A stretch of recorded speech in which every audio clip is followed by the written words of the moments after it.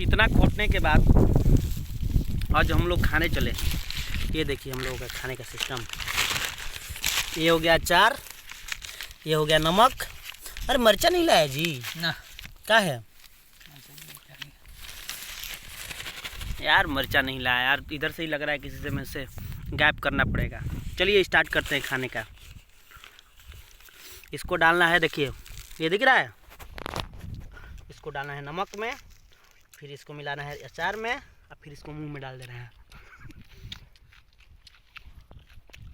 आ गया मज़ा। यही गांव की ज़िंदगी सबसे बढ़िया।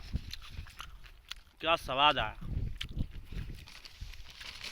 मन खुश हो गया यार, मज़ा आ गया एकदम।